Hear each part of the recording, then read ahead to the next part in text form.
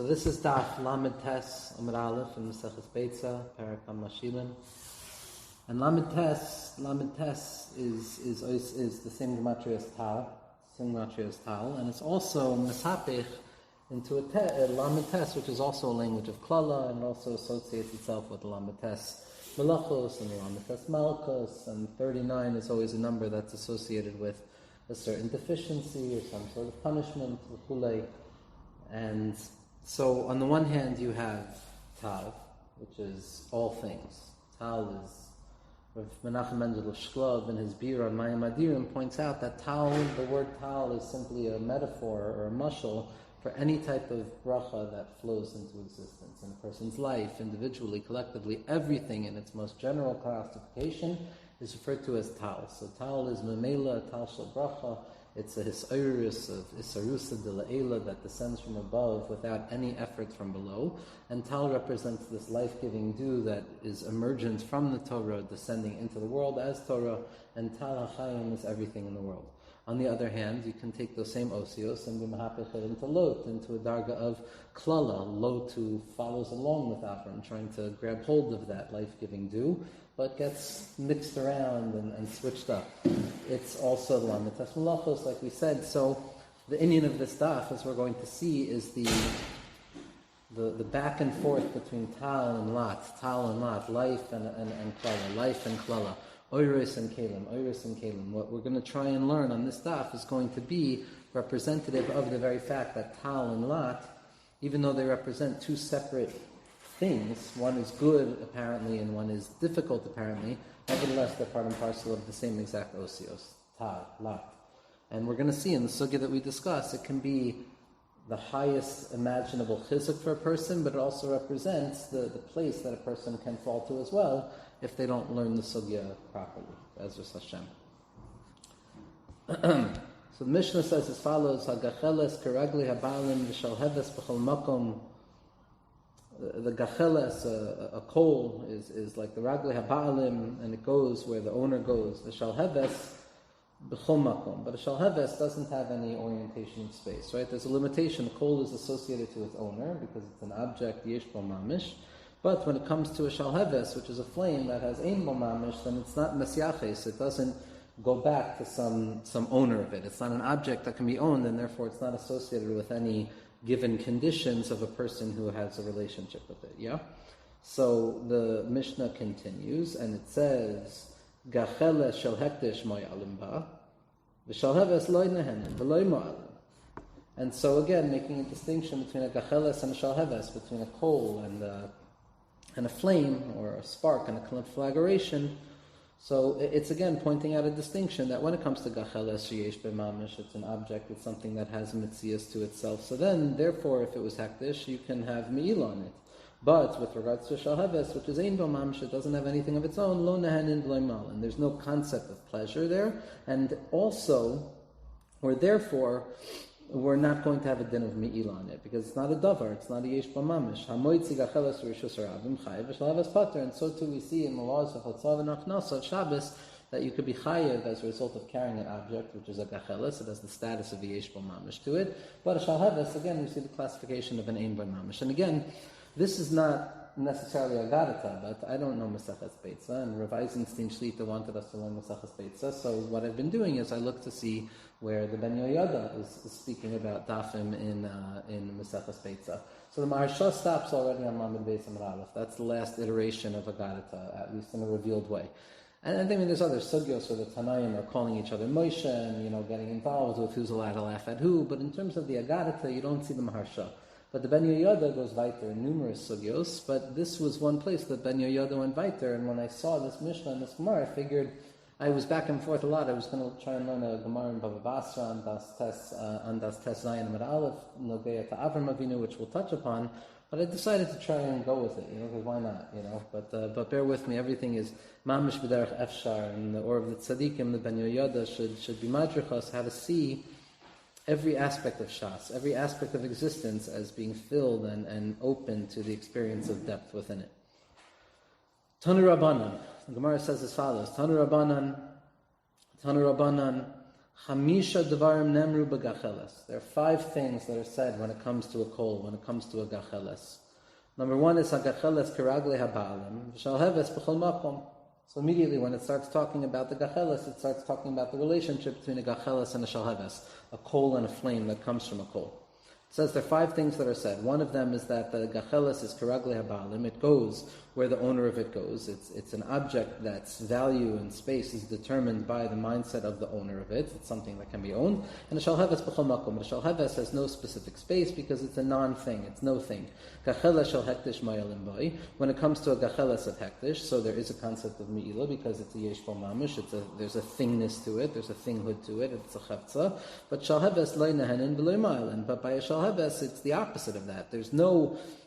I'm interested, I don't know why Nehenin here is tonight to teach us that the Shalheves is not shaykh to Me'ilah, so I think there's a lot to be said about the nature of pleasure as being magdir, the objecthood of something, the pleasure that it provides to a person is considered, what gives it an object. This is, object, permanency, what a person wants from an object is something beneficial, but I could be wrong. The shalheves loy nehenin b'loy me'alin. Gachela shel avodah zara, right? A spark of avodah zara, asura. The shalheves muteres, right? Again, the same hagdara that it has no status of yesh bo mamish and therefore it can't be defiled to any degree where it be considered as something that is a chefza of avodah zara. Hamoitzi gacheles rishus harabim chayiv v'shalheves pater. Same inyan, right? Again, the same halacha. And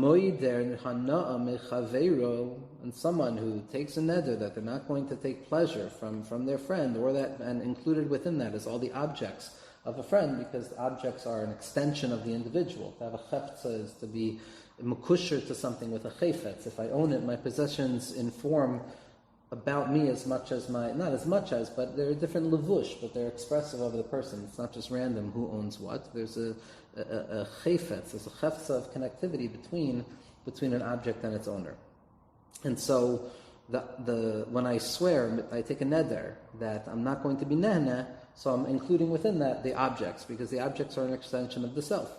And so the Gemara tells us this 5th distinction, that if I swear not to find pleasure from anything regarding that person, so I'm asur b'chalaso. Gachalaso is his object, right? Umuter b'shalhavaso, and I am allowed to benefit, so to speak, from his shalhevet. So that's the Gemara. The Gemara says that there are 5 things, 5 distinctions, 5 separations between a gacheles, a coal, source of a flame, and the extension of a flame. Now, there's a klal gadol from the Rebbe of the Ramban, Rabbeinu Azriel of Geroini. Rabbeinu Azriel of Geroini, who the Arizal Schusio Ganalenu identifies as an essential link in the chain of the transmission of Torah Shabbal Peh in terms of Pnimius HaTorah. That Rabbeinu Azriel of Geroini, who was a Makubal Amiti, he was a Talmud of Rav Yitzchak Sagi Nahor. Rav Yitzchak Sagi Nahor, again, a very important name. The origin of Kabbalah is, as we know it, in the tradition that leads to the Arizal and all of the tzaddikim afterwards, was initiated or revealed by Rav Yitzchak Sagi Nahor. Again, Yitzchak is Gevura, just like the Arizal is Yitzchak. Yitzchak discovers things in a difficult way. The Arizal discovers his Torah in Mitzrayim, on the banks of the Nile River, but Sagi Nahor is a lashon of being blind.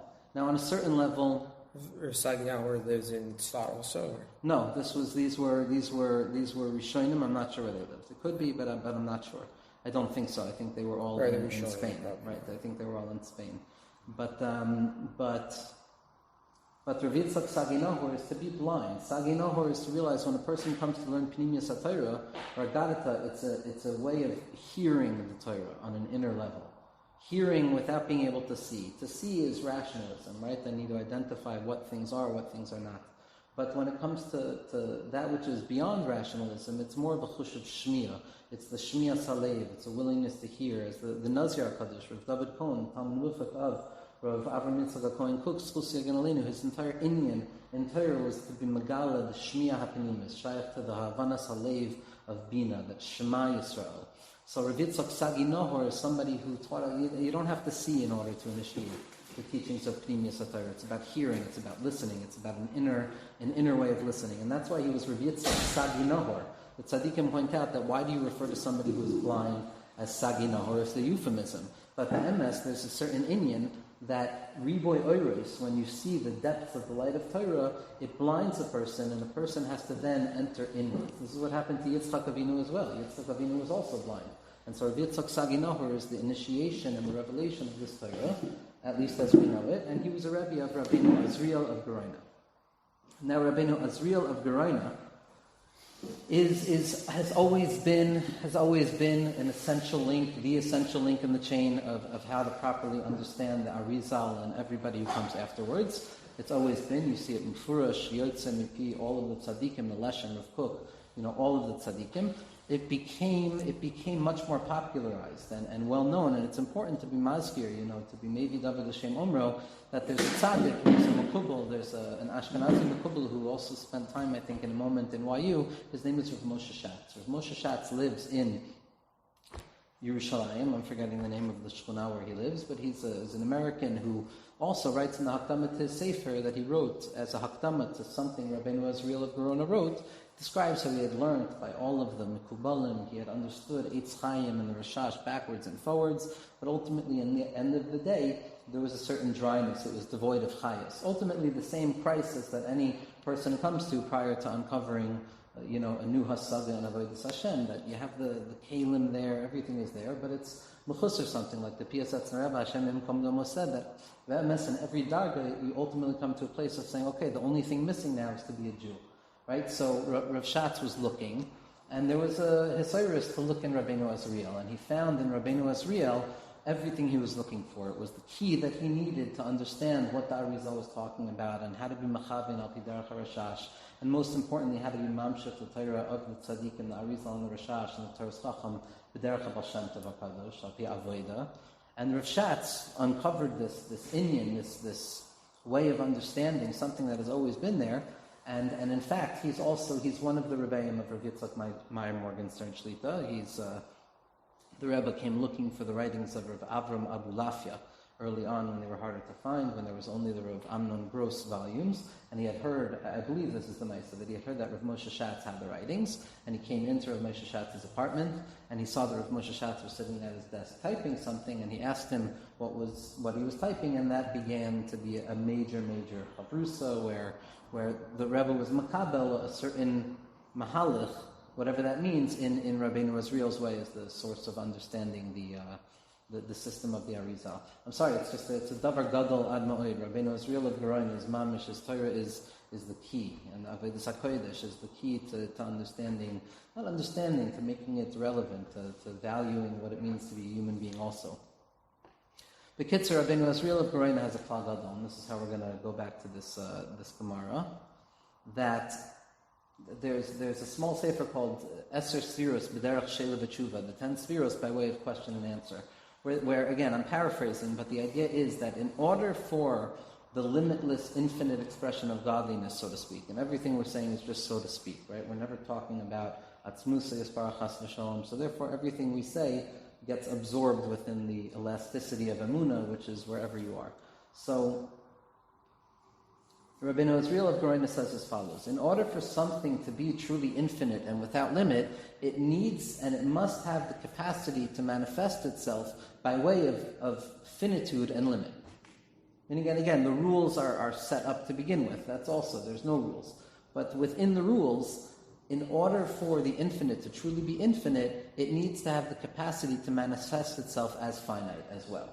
That the bilti gvul, in order for the bilti gvul to truly be bilti gvul, it has to have a koyach of gvul as well. It has to be able to manifest, so to speak, as limitation and as something finite. But obviously, it can't manifest as something finite without any inherent connectivity to the infinite, because that's tantamount to a heresy on the opposite side. That's saying that there's some sort of separation between the infinite and the unlimited and the finite and the limited.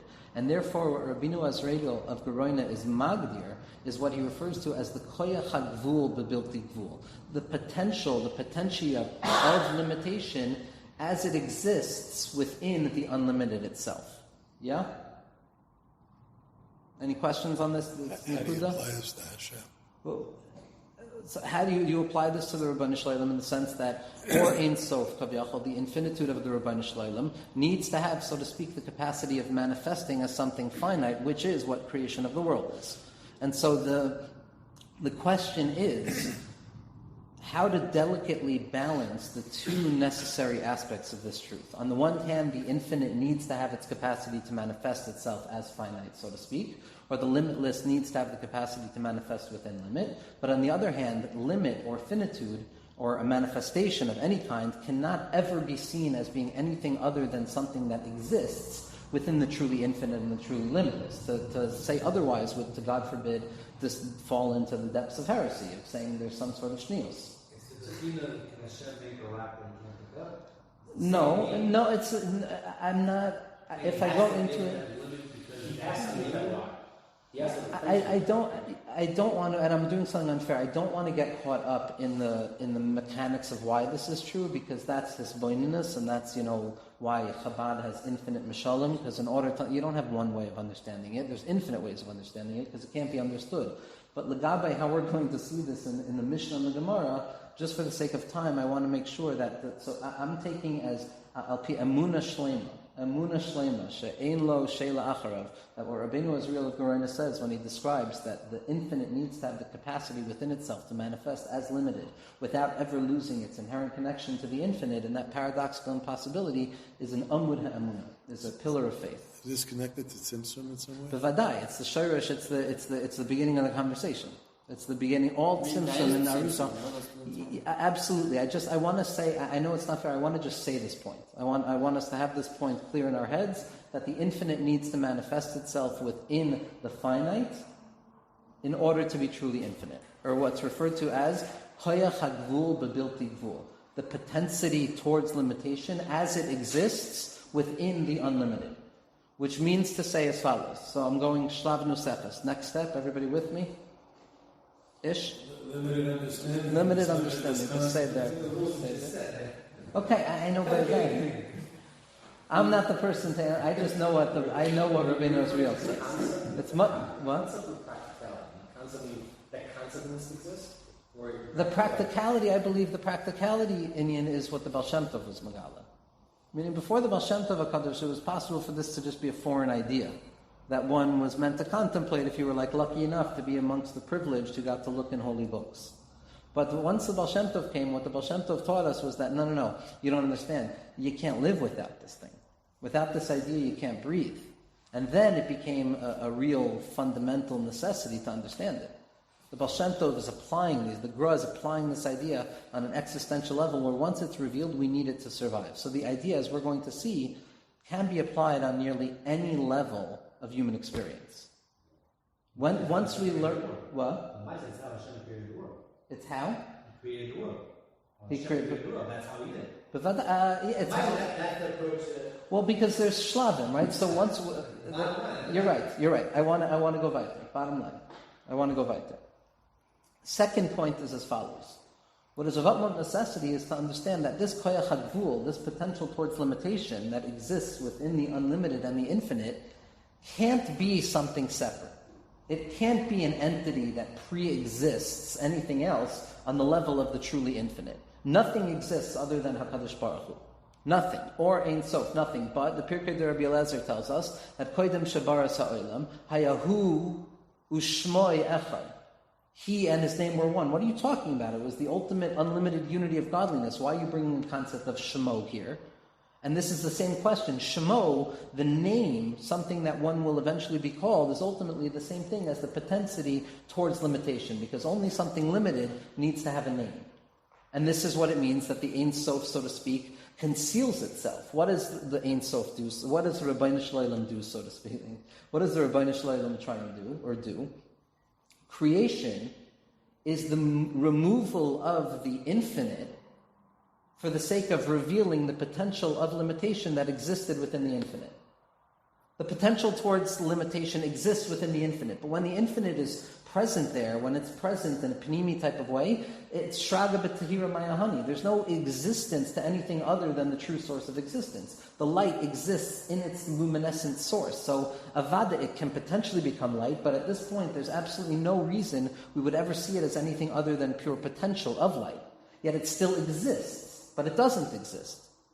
The most delicate balance here, the Balatanya in describing this is... What does that mean? Does it exist? Of course it exists. It exists, but not in any normal or measurable type of way of existence at all. It's what the tzaddikim call mitzias she'ena mitzias. It's a mitzias that's not a mitzias. It has to be and not be at the same time. But the tzimtzum is the revelation of that potency of limitation.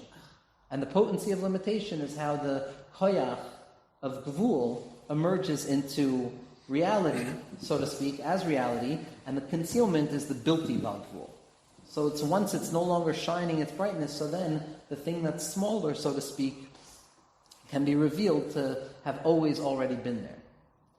And this, the mashal that tzaddikim use for this, is hashal hebes hakashura b'gacheles, the flame that is contained within the coal. Meaning to say the potency of the flame exists within the coal itself, even prior to its expression as a coal, as a flame. And the flame exists only by way of its connection to the coal. Listen to what they say, this language, this mashal of kishal heves kishura begacheles, like a flame that is contained within its coal, is taken from where? It's taken from the Sefer HaYetzirah. Sefer HaYetzirah, in the first parak, in Mishnah Zayin. Eser sfiros belima na'ut soifen b'tchilason b'soifen. 10 limitless, measureless, nothingness, spheros of nothingness, expressions of nothingness. Their end is rooted in their beginning, and their beginning is rooted in their end. Kishal heves kishura begacheles, like a flame that is connected to its coal. Sha'adon yachid ve'en lo sheni ulifnei echad ma'ata sofer. That it's mukusher begacheles sha'adon yachid, because in truth there's only one creator. Ve'en lo sheni, and there's no shnius, God forbid, there's no separation, God forbid. Ulifnei echad ma'ata sofer. And when it comes to unity, what are you going to do to count anything other than unity? And so this inyan of the shalheves hakishura begacheles is also an expression of what does it mean to understand the relationship between how we see the world, how we feel our experiences, how we experience life as human beings, as separate creatures, as people who feel different things, as a world that has tzara, as a world that has darkness, as a separate entity from God. The ultimate question that drives all of Hasidus is, why is it that I can possibly feel as something separate than God? And the entire answer is dependent upon understanding the relationship between the gacheles and the shalheves, between the source and its expression. Now, in this Gemara, we see that the Gemara is saying, Chamisha dvarim nemru begacheles. There are 5 things that are said with regards to the gacheles. And we see that Chazal, everybody with me on this so far? And we see that Chazal say, when they say gacheles, they know it's an amazing thing, the diktuk in Chazal. The Mishnah says it's talking about a gacheles. The Gemara says, Chamisha dvarim nemru begacheles. And then the first thing that they say is, this is what's true by a gacheles, and it's not true by a shalheves. Why are we talking about a shalheves here? Who said anything about a shalheves? Elama, deeply embedded within the mind of Moshe that exists within each and every Tana and Amora throughout history, is the basic assumption that there's no gacheles without a shalheves. There's no gacheles without a shalheves. There's no shayrish without an expression. And ultimately, because that's what it means, we are the expression. We are the shalheves, and our job is to try and understand our hiskashas to the gacheles. So Chazal intuate, you bring up gacheles, okay, we're already talking about shalheves. You bring up potential, we're already talking about actualization. You bring up infinite, we're already talking about something that's finite. Because you always need both elements to try and come back to Yichud. Yeah? Specifically that way, meaning, don't you want to say the other way? Meaning that in every Shalhelet there has to be Bachel. That's true also. There's Yichud Ilah and Yichud Tata. It sounds like the Gemara is saying it, Mitzad, this is what the Chel says. Fair. The Gemara could be talking Mitzad Yichud Ilah, and Yichud Ilah is that it's I don't want to... The Rebbe says, the Ravitch Meyer discusses this inyan of the gacheles v'shalheves or shalheves v'gacheles in his Shir on Hanukkah by Drusha Shalheves. He discusses, one is Yichud Ilah, one is Yichud Hatah, and so I don't want to go into it. But so we have these 5 things, right? So we see that there's 5 levels, 5 orders of distinction that exist between the source, the infinite light of HaKadosh Baruch Hu Kaviyachol, the Gacheles, and the emergence or the process in which the Shalheves, the expression of that kol, begins to emerge. Again, the difference that emerges from unity without ever losing its direct contact with unity, because why? What we said before in the name of Rabbeinu Azriel, all separation is in truth rooted inherently within the ultimate source of unity. So once we know that the infinite source of unity contains differentiation within it as well, the Shalhevet then becomes just another opportunity of finding Hashem, specifically in that koyach in the koyach hagvul, within the bilti gvul. And so we're going to see that there's 5 general categories, 5 differences, 5 levels that stand between the Gacheles, the source, and the Shalheves. Now, a person who looks in the Arizal, will say, look at the Arizal, but as it's expressed in the writings of the Baal Shem Tov HaKadosh, meaning 5 is everything. 5 is everything. You have the 4 letters of the Shem Havaya, Yud, K, Vav, K, and you have the Kutzil Shel Yud, you have the point on top of the Yud, which is the 5th level. You have 5 elements of the soul, Nefesh, Ruach, Neshama, Chayim, Yechida. You have 5 worlds, Adam Kadmon, Atzilus, Bri, Yitzir, and Asiya. You have 5 elements. You have, everything is 4 plus the additional piece, right? The 4 kosos with the koshel Eliyahu. You have this everywhere. So when Chazal say there's 5 things that stand separating or bridging the gap between the Gacheles, which is the Shoyresh, or HaKadosh Baruch Hu Kaviyachol, before the Tzimtzum, and the Shalheves, which is creation after the Tzimtzum, is a 5-stage process. 5-stage process. The Ishbitzer, and the Beis Yaakov brings us down as well, he explains this again. The Ishbitzer is working obviously with the depths of everything revealed in front of him, but also trying to bring it down. So the Ishbitzer says as follows in Parshas Bereshis. In Parshas Bereshis, the matter is as follows: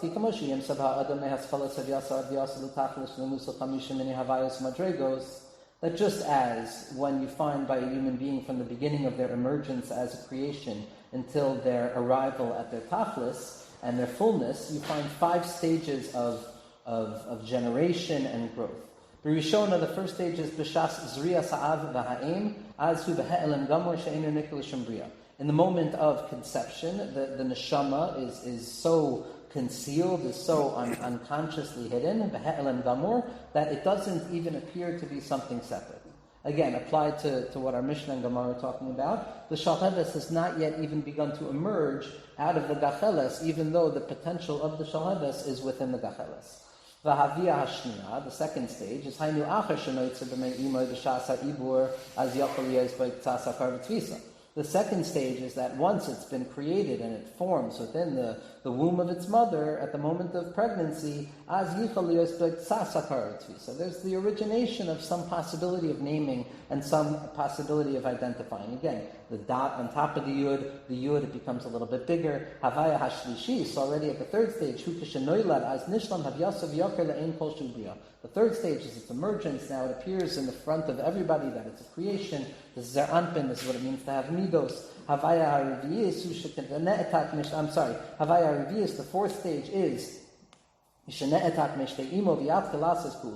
the state of, weaning off of being nursed by the mother. Again, Aggadah, the Ishbitzer right here is mamish. You can write textbooks on object relational theory based on this, and the notion of the psychology of, you look at any psychoanalytic text, it's talking in these very same lashonos. That's something not unique by, but very significantly found in the writings of the Ishbitzer Tzadikim, almost like a preeminence and a knowledge of every healthy kind of conception that psychology, or really psychoanalysis, tried to originate, is you can mamish find mafurash yoytze mipiv the tzadikim, all of the healthy things. Again, Avaya Chamishis, and the fifth stage is Kishanoisa Isha, the stage of marriage, right? Because the purpose of creation is to what? Is to create, right? So it is to share, is to build experience, is to create fruits, is to create something real in this world. The Kiyum Adayad Asher Tachli Zenivra. And he goes on, and these are the 5 stages of Rabbanu Shalom creating the world as well. Everybody with me so far? Yeah? So basically the way we create, just what you're saying, just parallels how the emotional creates? Absolutely. Listen, that's the mashal that the Ishbitzer is saying right now with regards to human being. Looks into what the Ishbitzer continues with. He says, these are also the 5 levels and the 5 stages inherent within the creation of the world. The emergence from absolute nothingness and concealment in it's rather nothingness and absolute concealment, el hagilu v'hayesh, and its emergence into revelation and somethingness. Betchila haisanikras uma amon mutzna. It was considered a hidden architect. Because it was contained within the essence, so to speak, of godliness, which is the bilti gvul, which we spoke about before. The infinite without any manifestation or expression as something finite. And there was no possibility of anything being emergent from it. There was nothing other than the infinite presence over there. And that was the first stage. That's what we might refer to as Or Ein Sof before the Tzimtzum.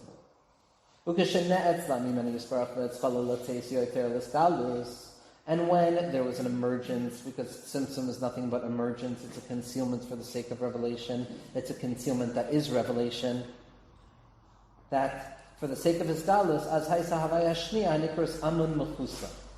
Now it was no longer a concealed architect, but it was a hidden architect, meaning it's hidden, but we know it's there.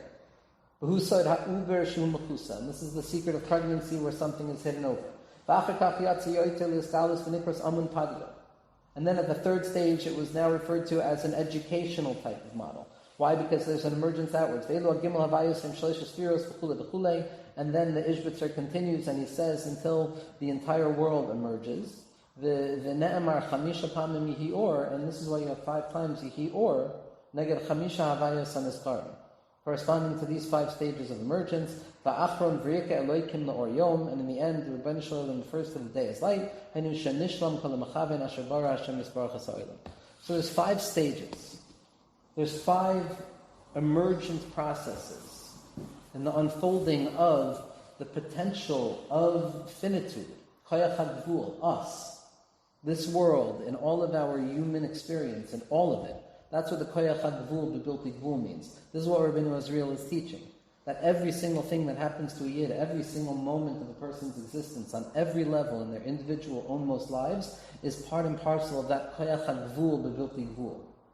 That limit that we're part and parcel and we're an emergence of and an expression of that potency towards limitation that existed within the infinite prior to there being any possibility of differentiation. Which means to say that our job is to reveal that this too is godliness, that God is here as well, and then we're megala that in truth the achdus of the Rebbeinu Shalom is so great that it contains its opposite within itself. Because there's an additional piece that we learn from Rabbeinu Azriel. By Rabbeinu Azriel, why couldn't it be? Take away the philosophical speculation. What's the problem with saying that the Rebbeinu Shalom is only found in the infinite? That's what most people have been taught for a very long time, that things are found in perfection, in shleimus. That things are found in a place of absolute unity. It's a limitation.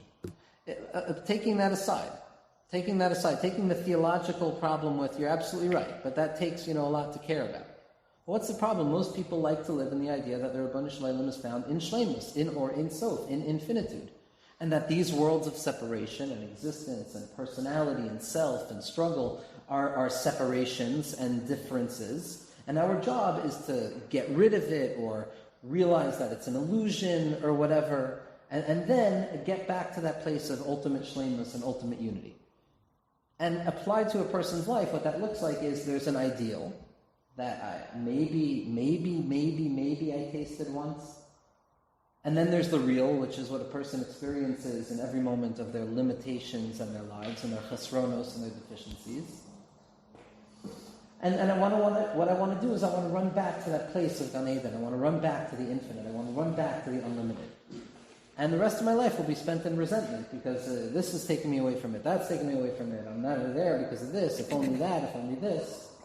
Or a person can come to realize that the klal of Rabbeinu Azriel of Geroim Eschus Yogan Aleinu is that the potential towards differentiation and limitation in all of its manifold expressions, down to the lowest imaginable particular that one can possibly particularize.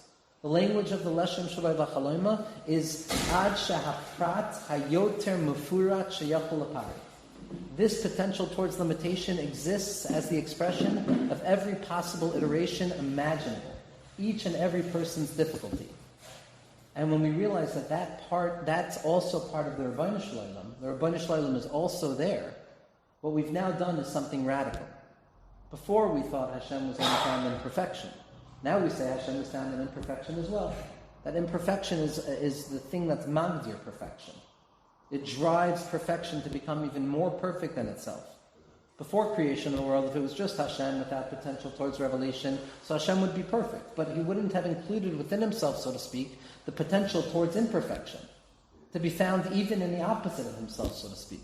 In the Hastara Shabbatayach Hastara. So what does Hashem do, so to speak? He reveals the potency towards limitation, which is all of the Seder Ishtalshlis, all the 5 stages, which we said separate the Gacheles and the Shalheves. And he says, okay, I'm going to create separation. And you know what? Bnei Yisrael are going to go down. And the joke that they're going to reveal is that separation is also part of the Rebbeinu Shalom. With all of the prerequisites scrubbing away of any theoretical possible difficulty with that idea. It means in the world of Atzilus. It doesn't mean in the world of separation, God forbid. But again, we also have to realize we're not so, Rav Kook always said that, or always wrote, that a person doesn't have to be so afraid of studying the secrets of Torah. Not everybody is going to create a kas ha'arura yamach shemam v'zichron, right? That's not the natural totzah. You have to be a particularly gaivadika person, a gaivadika neshama to do such a thing. It's okay to relax if we think the Pnimius HaTorah is going to allow us to sleep a little bit easier without guilt for a night. That's also okay. That's also the topic. Is this Dir B'Tachtainim? B'vadai it's Dir B'Tachtainim. The Baal Tanya was Mefurish Yotzim Epi HaKohen Gadol, not the Kohen Gadol, the Rebbe Rashab. He was also a Kohen Gadol. He wasn't a Kohen. But the Rebbe Rashab is mushrash in the beginning of Hemshech Samach Vav. The entire Inyan is about this klal of Rabbeinu Azriel. Dir B'Tachtainim Mamash. That's where we said, Rav Shlita points out, that's where the Baal Tanya talks about Keser.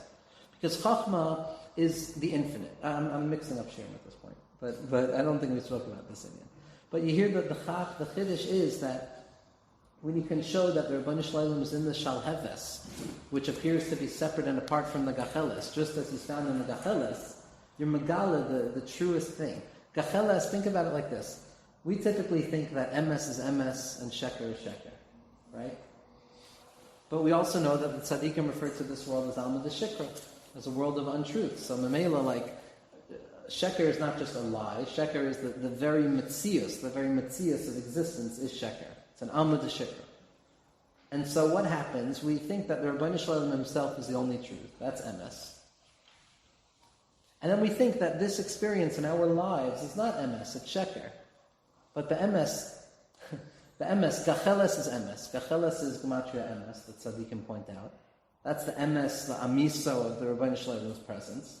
And the whole purpose of the Shalheves being Yoitze in those 5 stages out of the Gacheles is to show that the lies of this world are also true.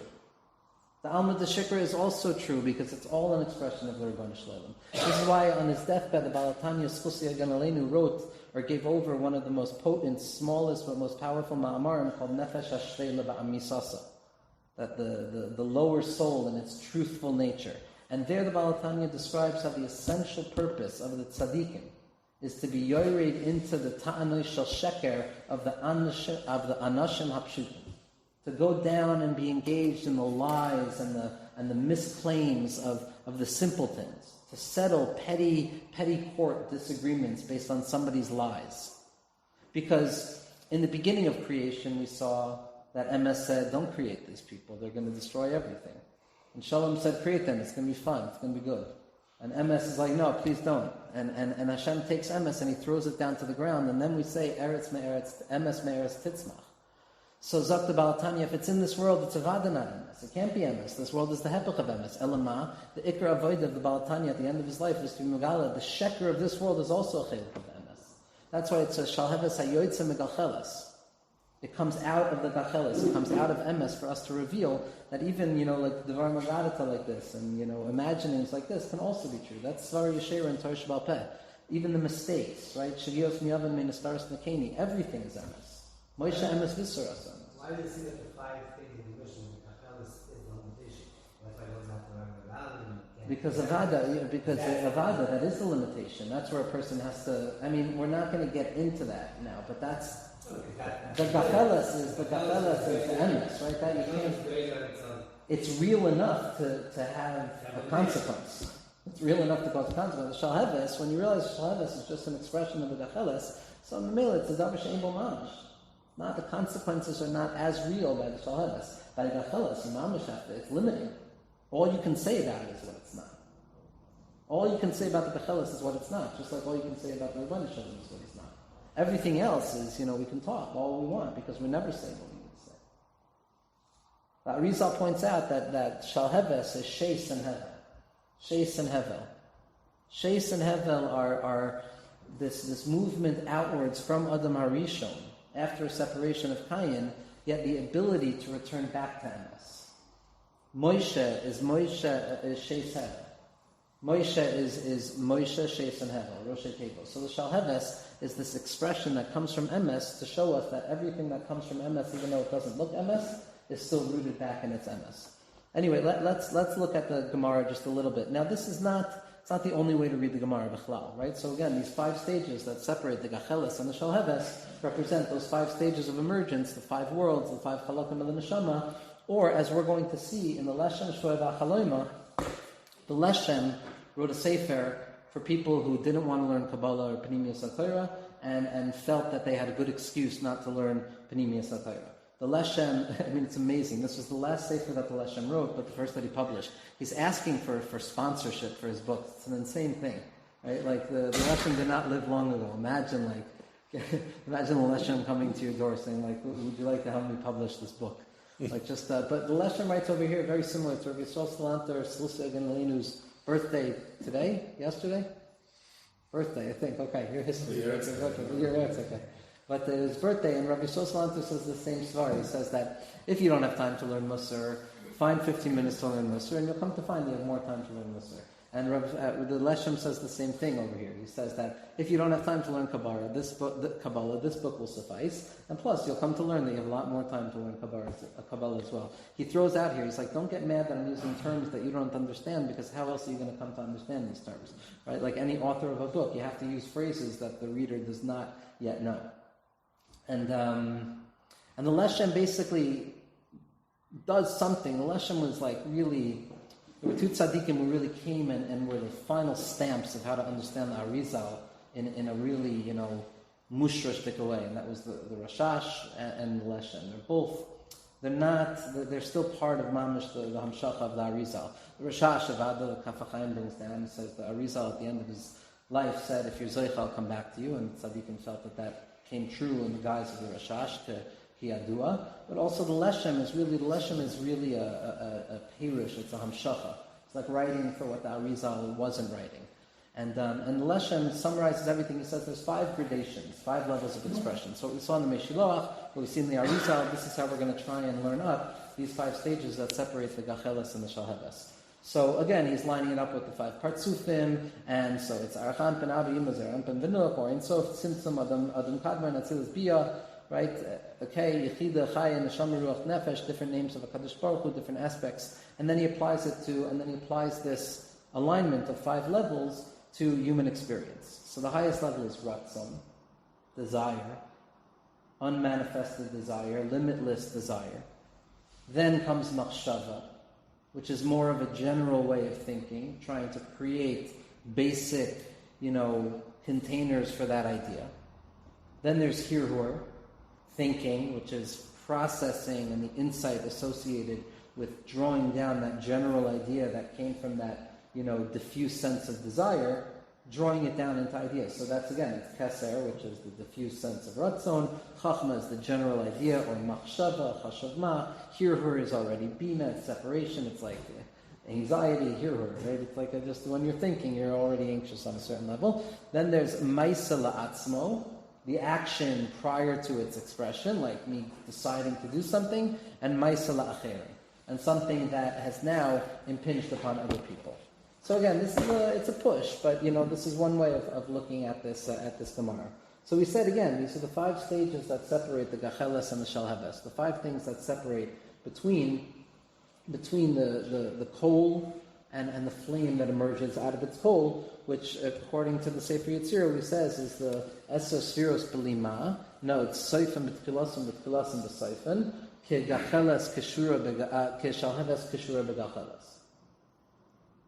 Tanu Rabbanim, Chamisha Devar remember B'Gacheles HaGacheles Ke'Raglei HaBailim Shalheves B'Chol Makom. So over here, there's a sense of ownership. Of this thing being oriented as an object to an owner. Yeah? That's the question here. And like we said before, l'chol zman and l'chol chayfetz. Objects are referred to as chayfetz. And Rav Tzadok HaKohen Milublin, the Tzaddikim of Ishbitz, Reb Leibish is giving shirim on this Inyan now. He's teaching sugyos in Bailis, and then in addition to the sugyos in Lamdas, he's going through, I think, Lukutei Halachos, on kind of the Panemius, as well as Tzemach Tzedek, I'm not sure exactly, but it's a beautiful shiluv of Panemius HaTorah. But, so ownership is talui and omeid, it's connected to desire. If I don't have desire, we see this in Elam Metzias as well, the desire, the connectivity, the rutzon that includes the object within my ownership is determinant very often of whether I'm a Baal. So the first level is that level of ratzon. That level of ratzon, the first distinction, the first emergent thing that comes out of the infinite and begins to express itself as finite is the level of ratzon, the value of ratzon. And that manifests over here as the difference between the gacheles being kiragle habalim and the shalheves b'chol makom, meaning the shalheves at this point is like a ratzon. It's like a ratzon. It's beginning to emerge.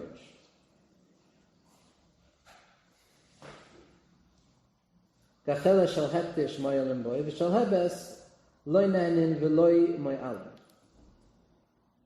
Kadosh, Kedusha, is on the dark of Chachma. That a person needs Chachma, a person needs wisdom, a person has to have a general perspective, a machshava klalis, in order to kind of understand the role that Kedusha has in one's life. This is why Rav Kook, who was one of the most expressive and expansive thinkers, spoke so deeply about Kedusha. Oiris HaKodesh, everything was Kodesh, Kodesh, Kodesh. Because ultimately that general picture, that large view of Chachma is Kedusha. In the end of the day, there's a Kedusha there. And so we see here that the next stage of emergence, after Ratzon, after Hashem allows the Shalheves to come out of the Gecheles a little bit, so then the next level you have is the Machshav, is the level of Chachma, is the world of Atzilus. Shalavodah Zara, Asura, Gachela Shalavodah Zara, Asura, Shalheves Muteres. So when it comes to Avodah Zarah, when it comes to the possibility of shnios, of separation, that's already in the world of Bina. That's already in the world of Hirhur. Where you're now 3 levels removed or emergent from within the infinite light of the Rebbeinu Shloim, and this is where the Hester begins to feel like something, because we know Bina is, on the one hand it's pure Rachamim, on the other hand it's the emergence of difficulty as well. Bina is separation. Chazal tell us, Bina miklal d'ta'a. You understand? So the implication in using the word Bina is what? That you misunderstood a moment prior. That Bina is dependent, understanding is dependent upon the possibility of not understanding. 49 gates of Tumah, 49 gates of Tahara.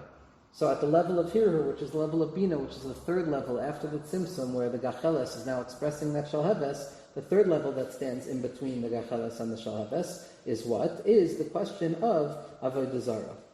That's also the essence of Avodah Zarah. Yeah, Aggadah. The Dorianish says that the Rebbeinu Shalom is too much.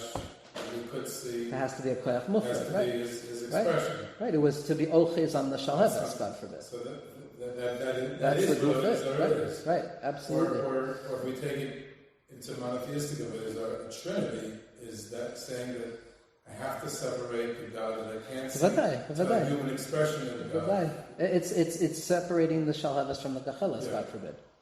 And which ultimately, if a shalheves that emerges from a gacheles separates itself from the gacheles, then there's no reason it doesn't claim to be a gacheles itself, right? Because a flame that's removed from its original source, you can be so blinded and so removed from the ultimate and infinite expression of chayus or ein sof kaviyachol that descends into our lives every second, and a person can think they're a separate thing, and then at that point, so I'm a gacheles, right? I'm a gacheles at this point, so vada. So that's the 3rd level. That's the level of hirhur. Then the next level is so The whole Indian of Rosh Hashanah and Rosh Hashanah is already Ma'aseh La'atzma, like the Lashon Shabbat V'Chalayim said. It's an action, but it's related to me. It's not an action that has to do necessarily with other people. The questions of Rishus, one Rishus to another, is very much dependent on the question of how do I interact with others in this world. The whole concept of an Eruv, which is Medarchei HaShalom, is a yichud. It's a yichud between separation. It's community building. That's why Eruv is Osios Ayin Beis, which is the shame of Chesed. It's Gematria Chesed, and it's also and the other three letters that remain are Reish Yud Vav, which is the Gematria of Gevura. Because an Eruv is a yichud of Chesed and Gevura. That's its whole pshat. Rav Tzadok HaKohen Melublin in Dover Tzedek has about 5 pages where he's Melamed on the Sugi of Eruvin and talks about the Masechta of Eruvin in this very way. So this level is already the level of Ma'aseh La'acherim. This is where people emerge as separation, and then the question becomes, am I chayev, am I not chayev? Rosh Hashanah brings to mind border, Rosh Hashanah damages. It's all about human experience and the vicissitudes of it emerge once Rosh Hashanah begins to be shayach to Rosh Hashanah. At least that's where we begin to understand other people's problems. And then finally, so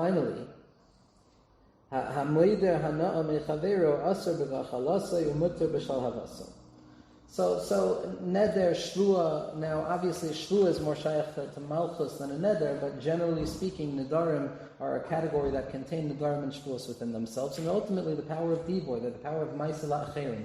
This 5th level is where I am now engaging with other people and my actions have an impact on another person. That's a place of malchus, of peh. And so we have the Mishnah describing to us and the Gemara describing to us really what can be understood as Seder Hishtalshlus. Right, that these 5 stages of separation between the Gacheles, which is the Orient Soif, and the Shalheves, which is the expression that always remains contained within it, is mamish what's explicitly in front of a person. That's what we said. It's Daf Lametes, which is Loit and Tal. It's both a bracha and a klala, because if you understand as a separate being that, or what appears to be separate in all of your separateness and all of your struggle, that ultimately you're just an expression of the infinitude of the Rebbeinu Shloim, saying right here, right now, in a place that no one else has ever said, that the Rebbeinu Shloim is here, revealing something new about the Rebbeinu Shloim, so then it's the Tal Shel Bracha. Then this understanding of what it means to be separate for the purpose of making unity even greater, so that's a Tal Shel Bracha. But if a person, God forbid, lives only in the separation, lives in the Shalheves, without living with the awareness of the Gacheles, or the belief in the Gacheles, or the assumption that if I'm a flame, there must be a Gacheles, like Avram Avinu, then we're able to, then we lose ourselves. And again, with the last minutes, this is the whole Indian of Avram. Avram, the Hivaram, and with a Hey who was created. Avram Avinu was the origination, the birthplace of this order. This order, Avram Avinu asked enough questions. He was so bothered by the seemingly fact that Bira Dolekes. What does Bira Dolekes mean? Ra'a Bira Dolekes. He saw a Gacheles and a Shalheves. He saw a flame. He saw a conflagration. That's what he saw. He saw the relationship between the Gacheles and the Shalheves. He said, if I'm a Shalheves, there's got to be a Gacheles. Because Anochi Afar Ve'efer, I'm nothing. I know I'm nothing. I can't be a Gacheles. Mamela, if I'm a Shalheves, then I'm made on the fact that there's a Gacheles. It has to be. Because I'm imperfect, so something's got to be perfect. And Miyad Hitzitz Alav Balabira, the Nitzutz. Rebbeinu Shalom revealed himself in the way that a flame sparks out of a coal. Hitzitz Alav Balabira. And this hivaron, this hay, this process of the hay, again, it can be applied like we saw on a level of ratzon, machshava here, or ma'aseh la'atzmi, ma'aseh la'acherim. It could be applied in different emotions. It could be applied in different experiences. And then a Torah like this becomes a springboard to really, a person can see from the Seder Shtalshlus the entire mahalach of what Avram Avinu brought down, the hivaron in these 5 halakim between the Gacheles and the Shalheves. Be'ezus Hashem. Okay.